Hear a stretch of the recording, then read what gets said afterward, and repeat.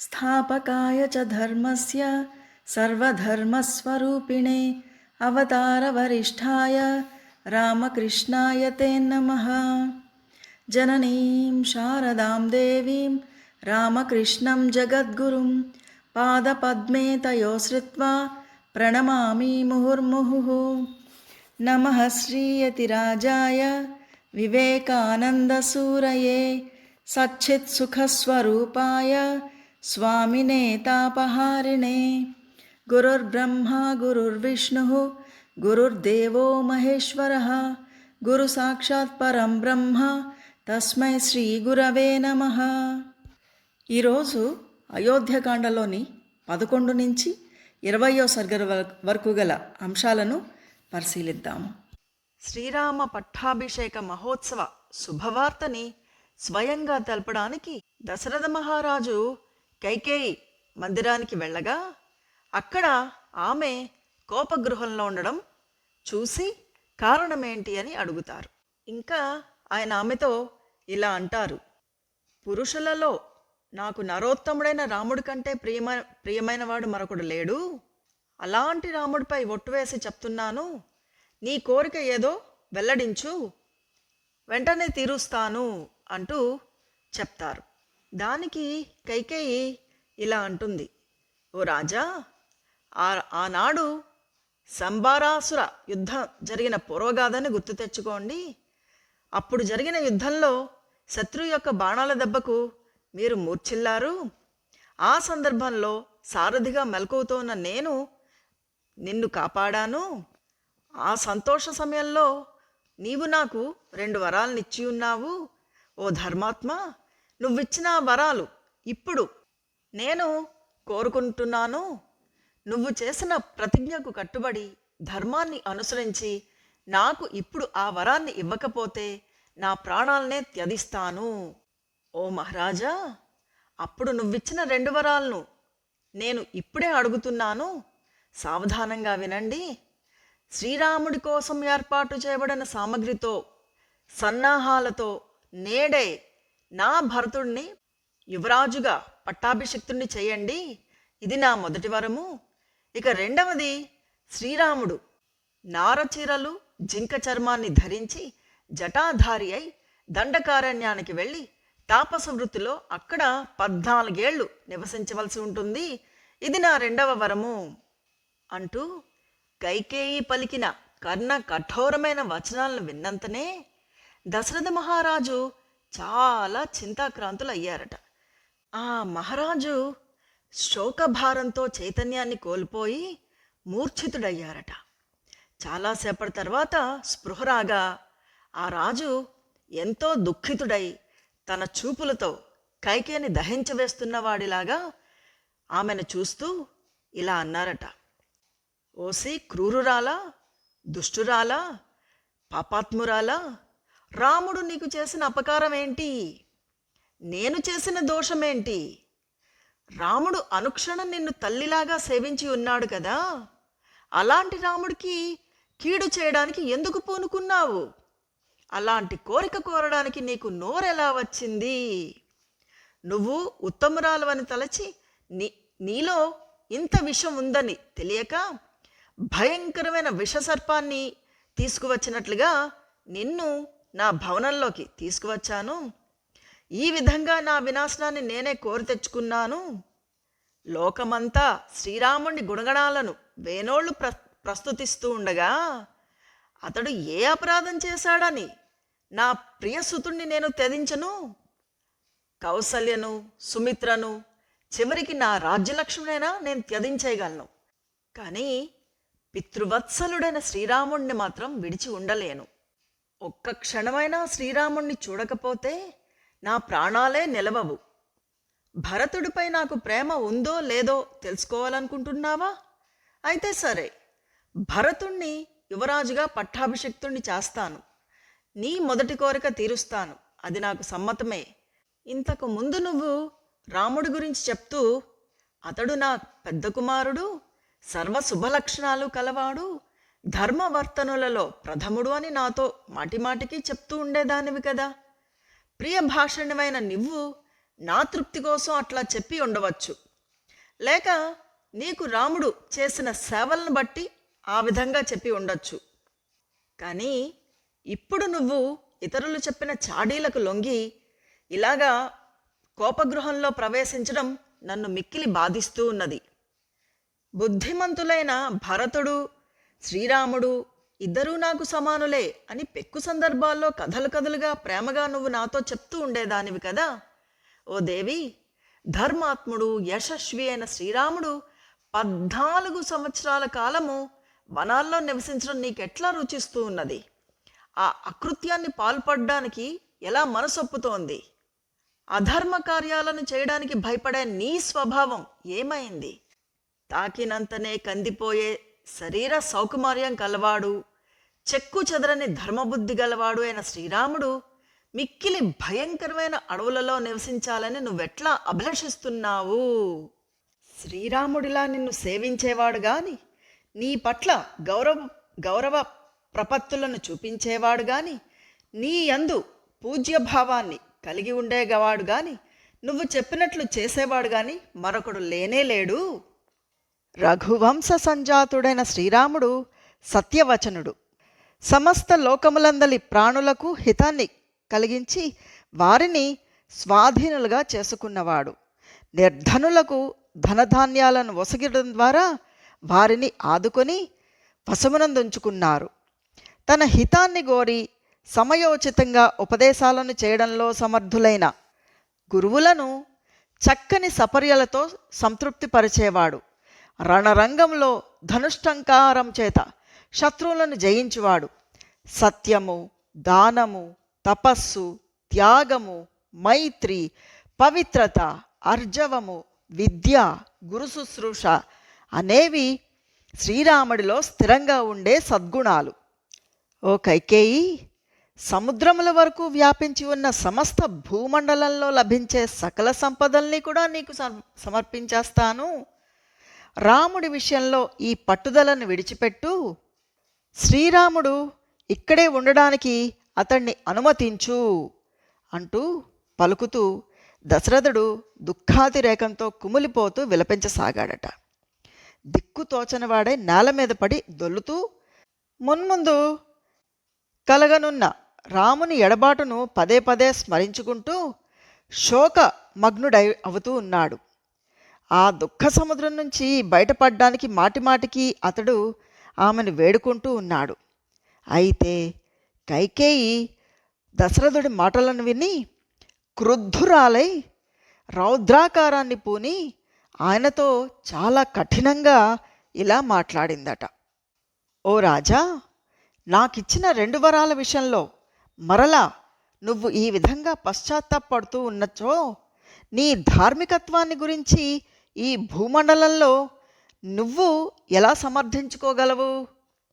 ఓ ధర్మజ్ఞ, ఎప్పుడైనా చాలామంది రాజర్షులు నీతో కలిసి ధర్మ ప్రసంగాన్ని చేస్తూ ఉంటే యుద్ధంలో నీకు ఉపకారం చేసిన కైకేయికి నువ్వు ఏమి ప్రత్యుపకారం చేశావు అని వారు నిన్ను అడిగితే అప్పుడు నువ్వు ఏమి సమాధానం చెప్తావు?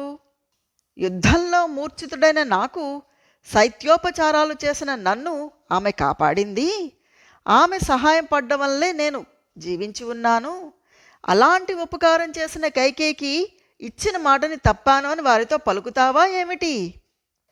రాముడికి కాకుండా భరతుడికి పట్టం కట్టడం ధర్మమో అధర్మమో నాకు తెలీదు. రాముణ్ణి వనాలకు పంపమని నేను కోరుకోవడం యుక్తమో అయుక్తమో నాకు తెలియదు. నువ్వు నాకిచ్చిన వాగ్దానానికి వ్యతిరేకంగా జరగడానికి మటుకు వీలు లేదు. కౌసల్యాదేవి రాజమాతగా గౌరవ నమస్కారాలను పొందుతూ ఉండగా చూస్తూ ఒక్కరోజైనా బతకజాలను. ఆ దుస్థితిని సహిస్తూ జీవించడం కంటే నాకు మరణమే మేలు. రాముడి వనవాసాలకు పంపడం తప్ప దేనికి నేను తృప్తి చెందను. ఈ మాటలను భరతుడి మీద నా మీద ఒట్టు పెట్టుకుని చెప్తున్నాను అంటూ కైకేయి చెప్పిన మాటలలో ఆమెకు కౌసల్యాదేవి మీద ఉన్న అసూయ, ఆమె అతి మాటకారితనము ఇవన్నీ కూడా అర్థమవుతున్నాయి. ఆమె మాటలను విన్న ఆ మహారాజు పదే పదే రామా రామా అంటూ నిట్టూరుస్తూ మొదలు నరికిన చెట్టులాగా నేల కొరిగిపోయారు. పిమ్మట ఆయన కైకతో అతి దీనంగా ఇలా అన్నారట, ఓ కైక, నీకు ఈ విషయాలు పైపైన ప్రయోజనకరాలుగా అనిపిస్తూ ఉండవచ్చు, కానీ వాస్తవానికి ఇవి వినాశకరాలు. నీ ప్రియపుత్రుడైన భరతుడుకు, నీ భర్తకు, ఈ లోకంలోని ప్రజలకు శుభాన్ని కలగజేయదలుచుకుంటే నీ ఈ దుష్ట సంకల్పాన్ని, పాపపు ఆలోచనలను విడిచిపెట్టు. శ్రీరాముణ్ణి కాదని భరతుడు కూడా ఏ విధంగానూ ఎట్టి పరిస్థితుల్లోనూ రాజ్యాధికారాన్ని అంగీకరించడు. రేపు తెల్లవారగానే సజ్జనులైన వృద్ధులు, పండితులు రాముడెక్కడా, ఆయన పట్టాభిషేకం ఎందుకు ఆగిపోయింది అని నన్ను నిలదీసి అడిగితే వారికి నేనేమని సమాధానం చెప్పగలను? మీరు శ్రీరాముడిని వనాలకు ఎందుకు పంపించారు, అతడు మీకు చేసిన అపకారమేమిటి అని కౌసల్య నన్ను ప్రశ్నిస్తే ఆమెకు నేను ఏమి సమాధానం చెప్పగలను? ఓ క్రూరురాలా, నీ స్వప్రయోజనం కోసం ఇతరులకు హాని కూర్చడానికి నువ్వు ఎంతకైనా తెగిస్తావు. నన్ను తప్పింపచేయడానికే నువ్వు ఈ ఇంట కాలు పెట్టావు. నీవు కేకయ్య రాజవంశంలో చెడబుట్టావు. నీ వంశానికే కళంకం తెచ్చిన దానివయ్యావు. అందరి మనస్సులను నొప్పించిన దానివయ్యావు. నీకు కాళ్ళు పట్టుకుంటాను, నాకు కీడు తలపెట్టవద్దు, కనికరించు, ప్రసన్నరాలుగా అంటూ దశరథ మహారాజు ఎంత వేడుకున్నా భర్తపై ఏమాత్రం గౌరవం లేని కైక తన వాగ్దానాల విషయంలో తన పట్టుదలను ఏమాత్రం సడలించలేదు. దశరథుడు ఆమెను ఒప్పించడానికి నయానా భయాన ఎన్ని విధాలుగా ఎంతగానో చెప్పి చూశాడు. అయినా కూడా ఆమె దేనికి కూడా తృప్తి చెందక ప్రతికూలంగా భాషిస్తూనే ఉన్నది. అది గమనించి తన ప్రియపుత్రుడైన రాముని వనవాసాన్ని గూర్చి పదే పదే తలుచుకుంటూ ఏమి చెయ్యడానికి తోచనివాడై నిశ్చేష్టుడై అతడు అంతులేని దుఃఖంలో పడిపోయాడు. మనస్సులోనే కుమిలిపోతూ భయంకరంగా నిట్టూరుస్తూ ఉన్న దశరథుడుకు ఆ రాత్రి ఎలాగో గడిచింది. సూర్యుడు ఉదయించాడు. శుభ నక్షత్రంతో కూడిన పట్టాభిషేక సుముహూర్తము దగ్గర పడింది. సద్గుణ సంపన్నుడైన వశిష్ఠ మహర్షి తన శిష్యులతో కూడి అభిషేక సామగ్రినంతటినీ కూడా సమకూర్చుకుని వెంటనే తన ఆశ్రమము నుంచి బయలుదేరి అయోధ్య నగరంలోకి ప్రవేశించారు. నగర వీధులన్నీ కూడా శుభ్రంగా ఊడ్చి కళ్ళాపు చల్లి చక్కటి ధ్వజపతాకాలతో అలంకరించి ఉన్నారు. అనేక విధాలైన పూలతోరణాలను కట్టారు. జనులందరూ కూడా ఆనందంతో గుంపులు గుంపులుగా తిరుగుతున్నారు. అన్ని అంగళ్లలో కూడా క్రయ విక్రయ వస్తువులు సమృద్ధిగా ఉన్నాయి. శ్రీరాముడి పట్టాభిషేక మహోత్సవాన్ని దర్శించడానికి ప్రజలందరూ కూడా వీధులలో ఉత్సాహంతో క్రిక్కిరిసి ఉన్నారు. అంతలో వశిష్ఠుడు మహర్షులతో కూడి అంతఃపుర సమీపానికి చేరి ప్రదేశాన్ని దాటుకుంటూ ముందుకు సాగారు. ఇంతలో రాజుగారి సచివుడు, రథసారథి అయిన సుమంత్రుడు చక్కని వేషభూషణములను ధరించి రాజు అంతఃపురం నుంచి వెలువలికి వస్తూ ఉండగా వశిష్ఠ మహాముని ద్వారం దగ్గర ఆయన్ను చూశారు. పిమ్మట వశిష్ఠ మహర్షి సుమంత్రుడితో, నేనిక్కడికి వచ్చినట్లుగా రాజుగారికి శీఘ్రంగా విన్నవించు అని చెప్పగా మహాత్ముడైన వశిష్ఠుడి యొక్క ఆదేశాన్ని అందుకున్న సుమంత్రుడు మహారాజుకు జయమోని పలుకుతూ ఆయన మందిరంలోకి ప్రవేశించాడు. మహారాజు యొక్క పరిస్థితి తెలియని వాడవడం చేత సుమంత్రుడు రాజును సమీపించి ఎప్పటిలాగే ఆయనను సంతోషకరమైన మాటలతో కొనియాడసాగారు. సుమంత్రుడు మహారాజుతో ఇలా అన్నాడట, ఓ రాజేంద్ర, సకల శుభాలను చేకూర్చు రాత్రి గడిచిపోయినది. మీ ఆదేశానుసారము పట్టాభిషేక కార్యక్రమాలన్నింటినీ కూడా పూర్తి చేసి ఉన్నాము. త్వరగా జాగృతి వహించి అనంతర కృత్యాలకు సిద్ధపడండి. శ్రీరాముడి పట్టాభిషేకానికి ముందుగా చేయవలసిన పనులన్నీ కూడా పూర్తయిపోయాయి. పురజనులు, జానపదులు, ప్రముఖులైన వ్యాపారులు అంజలి ఘటించి వేచి ఉన్నారు. ఓ రాజా, పూజ్యుడైన వశిష్ఠ మహర్షి బ్రాహ్మణోత్తములతో కూడి ద్వారము దగ్గర నిలిచి ఉన్నారు. కాబట్టి శ్రీరాముడి పట్టాభిషేక కార్యాన్ని ప్రారంభించడానికి త్వరగా అనుజ్ఞనివ్వండి అంటూ సుమంత్రుడు పలికిన అర్థవంతమైన అనునయ వచనాలను విన్న ఆ మహారాజు ఇంకా శోకకాలుడయ్యాడట. ఆ సమయంలో రాజు పుత్రుని ఎడబాటును ఊహించుకుంటూ మనశ్శాంతిని కోల్పోయి ఉన్నాడు. దుర్భరమైన శోక కారణంగా ఆయన కళ్ళు ఎర్రబారి ఉన్నాయి. ధర్మాత్ముడు, శ్రీమంతుడు అయిన ఆ మహారాజు ఒక్కసారి తలెత్తి సుమంత్రుడిపై దృష్టి నిలిపి, ఇంతవరకు కైకేయి మాటల పోటులకు గాయపడిన నా హృదయము పుండు మీద కారం చల్లినట్లు నీ మాటలు ఇంకా బాధిస్తున్నాయి అంటూ పలికారట. దశరథుని దైన్య వచనాలను విన్న సుమంత్రుడు దుఃఖితుడై ఉన్న ఆ ప్రభువును చూసి తానున్న ప్రదేశం నుంచి ఒక్కడుగు వెనకకు వేశాడు. అయితే మిక్కిలి దైన్యానికి లోనైన మహారాజు జరిగిన సంగతులను స్వయంగా తెలపడానికి అసక్తుడు అవడం చేత కార్యసాధకురాలైన కైకేయి సుమంత్రుడితో వెంటనే రాముడిని అక్కడికి తోడ్కొని రమ్మని ఆజ్ఞాపించింది. దానికి సుమంత్రుడు, ఓ దేవి, రాజుగారి ఆజ్ఞ లేకుండా నేను ఎలా వెళ్ళను అంటూ కైకేయితో చెప్పినప్పుడు అది విన్న దశరథ మహారాజు అతడితో, నా అందాల రాముణ్ణి వెంటనే తీసుకునిరా, నా సుపుత్రుని నేను చూడదలచాను అంటూ పలికాడు. ఆ మాటలు విన్న సుమంత్రుడు అంతా శుభమే జరుగుతోంది అంటూ తలచుకుని విషయము తెలియక ఆనందంతో రాజాజ్ఞను తలదాల్చి శ్రీరాముడి భవనానికి బయలుదేరాడు. ఇలా అంతఃపురం నుంచి బయటపడిన సుమంత్రుడు ద్వారం వద్ద మొదట సామంతరాజులను చూశాడు. తర్వాత వివిధ వర్గాలకు చెందిన పౌరులను, కానుకలతో సిద్ధంగా ఉన్న సంపన్నులను చూశాడు. వారందరూ కూడా శ్రీరాముడి పట్టాభిషేక మహోత్సవాన్ని పురస్కరించుకుని కానుకలుగా బహుకరించడానికై సామంతులు అమూల్యమైన రత్నాలను, వజ్ర వైఢూర్యాలను తీసుకుని రాజాజ్ఞ మేరకు అక్కడకు చేరి ఉన్నారు. అయితే వారు రాజుగారు కనిపించక నివ్వెరపడుతూ మన రాకను గూర్చి మహారాజు గారికి ఎవరు తెలుపుతారు అనుకుంటూ తమలో తాము అనుకోసాగారు. వారి మాటలను విన్న సుమంత్రుడు వారితో ఇలా అన్నారట, మహారాజు గారి ఆదేశానుసారం శ్రీరాముణ్ణి తీసుకురావడానికి నేను శీఘ్రంగా వెళుతున్నాను. మీ అందరూ కూడా దశరథుల వారికిని, అందున విశేషంగా శ్రీరాములకు గౌరవార్హులు. ఆయుష్మంతులైన మీరు స్వయంగా రాజుగారి క్షేమ సమాచారాలను గూర్చి అడిగినట్లుగా ఆయన పూర్తిగా మేలుకొన్న తర్వాత తెలుపుతాను. అలాగే ఆయన ఇక్కడకు రాకపోవడానికి గల కారణాన్ని కూడా అడిగి తెలుసుకుంటాను అని చెప్తూ మళ్ళీ వెనక్కి మరలి రాజభవనంలోకి ప్రవేశించాడు.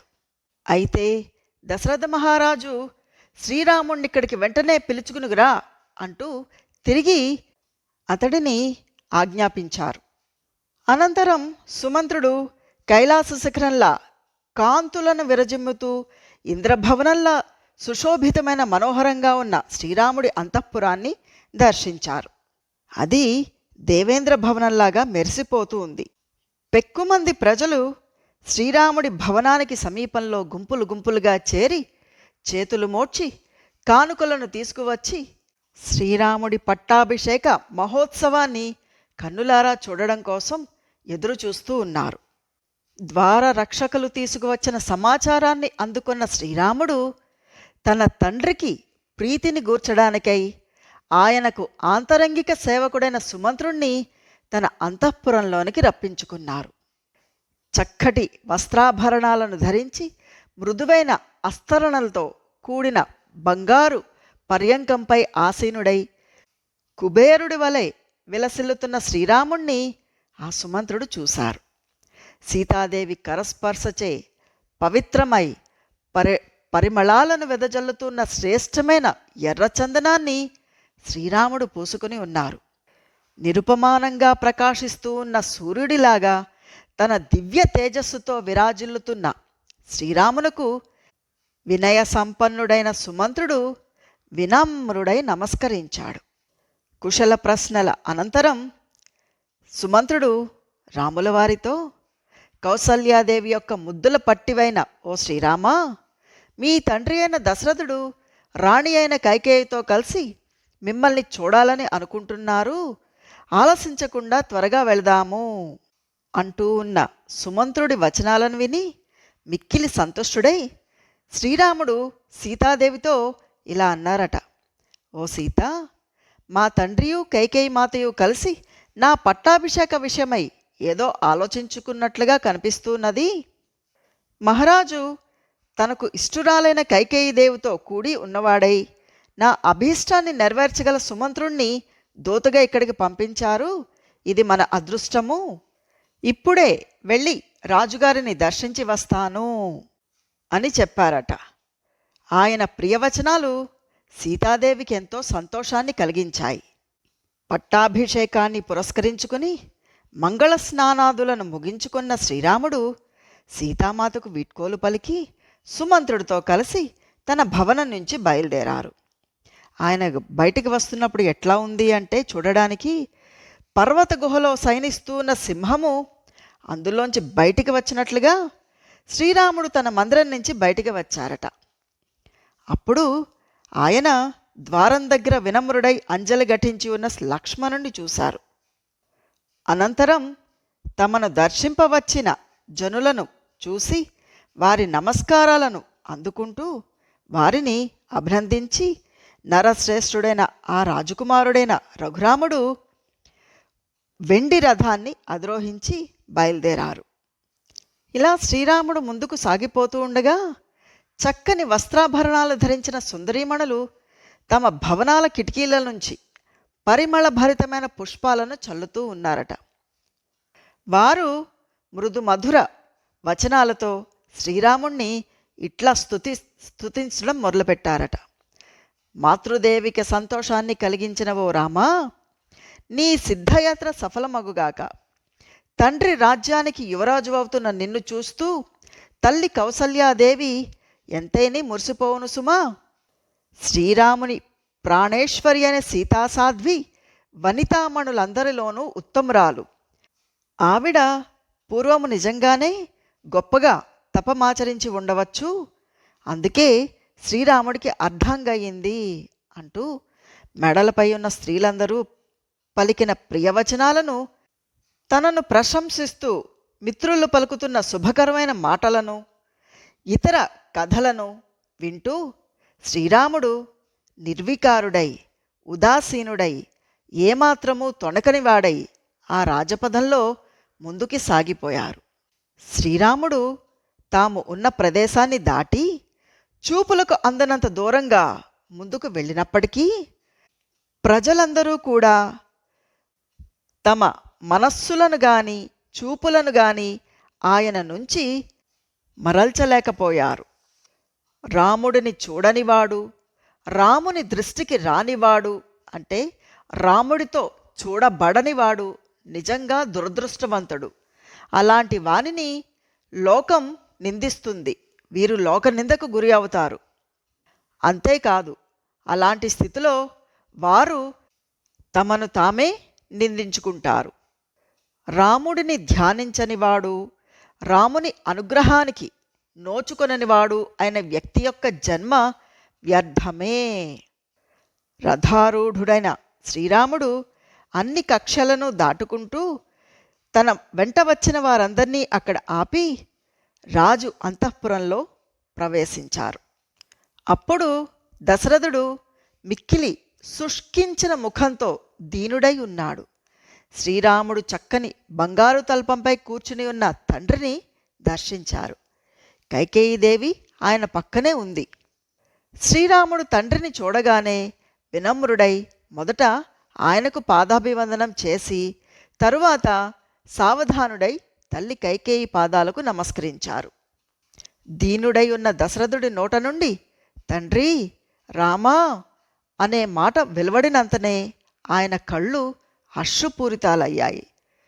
పిమ్మట గొంతు పెగలలేకపోయింది, కళ్ళు చూడలేకపోయాయి. ఇంతకు ముందెప్పుడూ చూడని దశరథుడి యొక్క ఈ భయావహ రూపాన్ని చూచి స్థితప్రజ్ఞుడైన శ్రీరాముడు దిగ్భ్రాంతికి లోనయ్యారు. ఊహలకు అందని ఆ దశరథుడి శోక పరిస్థితికి విచారపడుతూ శ్రీరాముడు ఎంతో కలవరపాటుకు లోనయ్యారు.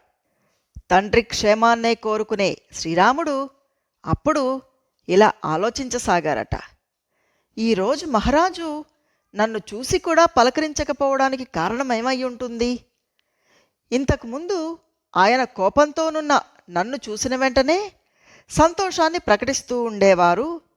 ఇప్పుడు నన్ను చూసి కూడా మానసిక క్షోభకు లోనవుతున్నారేమిటి అని మనసులో తలపోస్తూ శోకముతో పరితపిస్తూ ముఖకాంతి తరిగినవాడై కైకేయికి నమస్కరించి కైకేయితో ఇలా అంటారు. అమ్మా, మా తండ్రి కుపితుడై ఉన్నట్లుగా కనిపిస్తూ ఉన్నారు. పొరపాటుగానైనా నా వల్ల ఏదైనా అపరాధం జరగలేదు కదా? ఎల్లప్పుడూ నాపై వాత్సల్యాన్ని కురిపిస్తూ ఉండే నా తండ్రి ఇప్పుడు అప్రసన్న చిత్తుడై దీనుడై ఉన్నాడు. నేను మహారాజుకు అసంతుష్టి కలిగించడం వలన కానీ, ఆయన మాటను జవదాటడం వలన కానీ ఆయన కినుకు బూని ఉంటే ఇక ఒక క్షణమైనా నేను జీవించి ఉండడం వ్యర్థం. ప్రతి వ్యక్తికి జన్మనిచ్చిన తండ్రి ప్రత్యక్ష దైవమే. అలాంటి తండ్రి సజీవుడై ఉండగా ఆయనకు అనుకూలంగా ప్రవర్తించడమే ప్రతి ఒక్కరికి కర్తవ్యం. ఓ దేవి, నువ్వు గర్వముతో గాని కోపముతో గాని పరుషంగా మాట్లాడి మా తండ్రి మనస్సును గాయపరచలేదు కదా? మునుపెన్నడూ కూడా ఇలాంటి దైన్యాన్ని కినుకును మహారాజులో చూడలేదు. నేను వేదనతో అడుగుతున్నాను, వాస్తవాన్ని తెలుపుము అంటూ మహాత్ముడైన శ్రీరాముడు అర్థించగా తన తప్పును కప్పుపుచ్చుకుంటూ కైకేయి తన కోరికకు అనుకూలంగా పూర్తిగా సిగ్గు విడిచి శ్రీరాముడితో ఇలా కల్లబొల్లి మాటలు పలికిందట. ఓ రామా, మహారాజుకు కోపమేమీ లేదు. ఆయనకు మానసికమైన శారీరకమైన బాధలేమీ లేవు. ఆయన మనస్సులో ఒక కోరిక ఉన్నది. అది నీ వల్లే నెరవేరుతుంది. కానీ అది విన్న నువ్వు ఏమనుకుంటావో అని జంకుతూ దానిని వెల్లడించడం లేదు. ఆ మహారాజు నీ ప్రయోజనం కొరకై సత్యరూప ధర్మాన్ని ఉల్లంఘించడానికై నాపై రుసరుసలాడుతూ ఉన్నాడు. ఆయన ఆ ధర్మాన్ని పాటించేట్లు చూడవలసిన బాధ్యత నీదే. రాజు చెప్పదలుచుకున్న విషయాన్ని ఆయన మనోగతాన్ని, అది శుభమైనా అశుభమైనా దానిని తప్పకుండా పాటిస్తాను అని నువ్వు నాకు భాష చేయాల్సి ఉంటుంది. అప్పుడే నేను నీకు విషయాన్ని పూర్తిగా వివరిస్తాను అంటూ చెప్పింది కైకేయి. అయితే కైకేయి తనను విశ్వసించక పలికిన ఈ మాటలను విన్న శ్రీరాముడు మిక్కిలి నొచ్చుకున్నారట. మహారాజు కోరిక ఏదైనా సరే దానిని తప్పకుండా ఆచరిస్తాను అంటూ ప్రతిజ్ఞ చేశారు శ్రీరాముల వారు. అప్పుడు కైకేయి తన 2 వరాలు అయిన భరతుణ్ణి పట్టాభిషిక్తుణ్ణి చేయడము, శ్రీరాముడు దండకారణ్యాలకు వెళ్ళడము అనే విషయాలను చెప్తూ శ్రీరాముడితో ఇలా అన్నదట. ఓ నరశ్రేష్ఠ, మీ తండ్రి చేసిన సత్యప్రతిజ్ఞను నిలబెట్టుకోదలుచుకుంటే నువ్వు ఆడిని తప్పని వాడివైతే నేను చెప్తున్న మాటలు విను. ఓ రాఘవ, మీ తండ్రి ఆజ్ఞకు కట్టుబడి ఉండు. ఆయన చేసిన ప్రతిజ్ఞ మేరకు నువ్వు 14 సంవత్సరాల కాలము వనవాసం చెయ్యి. రాజు నీ పట్టాభిషేకం కోసం సమకూర్చిన సమస్త సామగ్రితోటనే భరతుడికి పట్టాభిషేకం జరగాలి. నువ్వు ఈ పట్టాభిషేక కార్యాన్ని త్యజించి జటావల్కాలను ధరించి 14 సంవత్సరాల కాలము దండకారణ్యంలో వసించు. ఈ 2 వరాలను నాకు ఇచ్చిన కారణంగా మహారాజు నీ మీద ప్రేమాతిశయంతో శోకంతో కుమిలిపోతూ వాడిపోయిన ముఖంతో నీ వైపు చూడలేకపోతున్నాడు. మహారాజు మాటను నిలబెట్టు. నీ సత్యవత ప్రభావంతో మహారాజును అసత్య దోషం నుంచి తరింపచెయ్యి అంటూ కైకేయి పెక్కు విధాలుగా పరుషవచనాలను పలుకుతూ ఉన్నప్పటికీ శ్రీరాముడు ఏమాత్రం శోకానికి లోను కాలేదు. ఆయన ముఖకాంతి ఇసుమంతైనా తగ్గలేదు. ఎలాంటి వికారాలకు లోను కాకుండా నిశ్చయుడై ఉన్న శ్రీరాముని చూసి మహానుభావుడైన మహారాజు పుత్రుడికి కలగనున్న ఆపదలను తలుచుకుని శోక పరితప్తుడై కుమిలిపోసాగారు. దుష్టురాలైన కైకేయి పలికిన దారుణమైన అప్రియమైన వచనాలను విని కూడా శ్రీరాముడు ఏమాత్రమూ వ్యధ చెందక ఆమెతో, అమ్మా, నాకు రాజ్యకాంక్ష లేదు, నేను ఇక్కడే ఉండిపోవాలని ఆశించడం లేదు, కేవలం ధర్మాన్ని మాత్రమే ఆశ్రయించున్న నన్ను ఋషితుల్యునిగా ఎరుంగుము. పూజ్యుడైన మా తండ్రికి ఏ కొంచెంగానైనా ప్రియాన్ని చేయగలిగితే ప్రాణాలను ఒడ్డైనా అన్ని విధాలుగా దాన్ని చేసే తీరతాను. తండ్రికి శుశ్రూష చేయడము, ఆయన ఆజ్ఞలను పాటించడము అనే వాటికంటే మించిన ధర్మాచరణ మానవులకు మరొకటి లేనే లేదు. పూజ్యుడైన నా తండ్రి స్వయంగా నన్ను ఆదేశించుకున్నను, మీరు చెప్పారు కాబట్టి అది చాలు. నేను 14 సంవత్సరాలు నిర్జన వనప్రదేశంలో తప్పక నివసిస్తాను. ఓ మాత, నీ యాజ్ఞ ఎలాంటిదైనా కూడా దానిని నేను శిరసావహిస్తాను. అయితే నీవు స్వయంగా నాకు చెప్పకుండా రాజుగారితో చెప్పి ఆయనకు కష్టాన్ని కలిగించావు. దీనిని బట్టి నువ్వు నా గుణాలను నిజంగా గ్రహించినట్లు లేదు. నేను కౌసల్యామాత వద్దకు వెళ్ళి సెలవు తీసుకొని సీతను అనునయించి వస్తాను. నాకు ఇంతమాత్రం గడువు నిమ్ము. తరువాత ఈరోజే దట్టమైన దండకారణ్యానికి వెళ్తాను. ఈ రాజ్యాన్ని భరతుడు పాలించగలడు, మరియు అతడు తండ్రిగారికి సేవలు చేసేట్లు చూడు.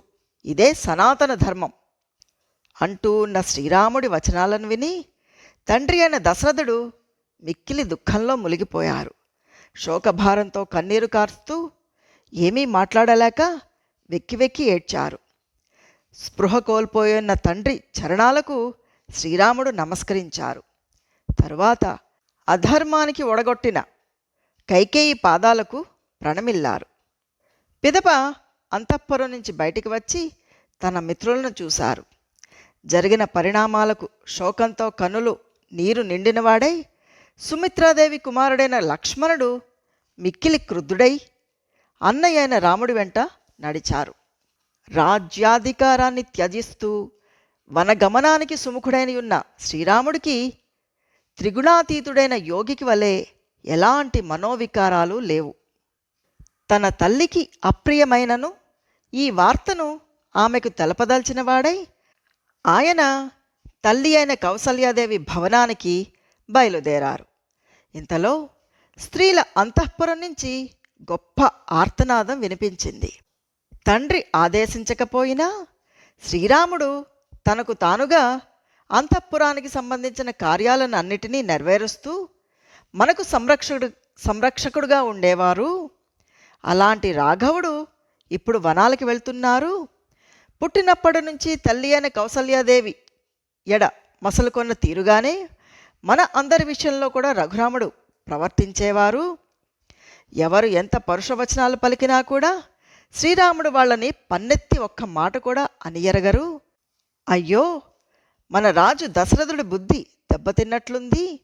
సర్వ ప్రాణులకు దిక్కైన శ్రీరాముడిని అడవుల పాలు చేస్తూ ఉన్నాడు. ఈ విధంగా ఇతడు సమస్త జీవకోటికిని పరితాపమునకు గురి చేస్తూ ఉన్నాడు అంటూ అంతఃపురంలోని రాణులందరూ కూడా దుఃఖంతో బిగ్గరగా ఏడుస్తూ రాజుని నిందించసాగారు. పుత్రశోకంతో కుమిలిపోతూ ఉన్న ఆ రాజు అంతఃపురం నుండి బాధాకరమైన ఆ రోదనధ్వనులను విని దుర్భరమైన దుఃఖంతో ముఖాన్ని దాచుకున్నాడు.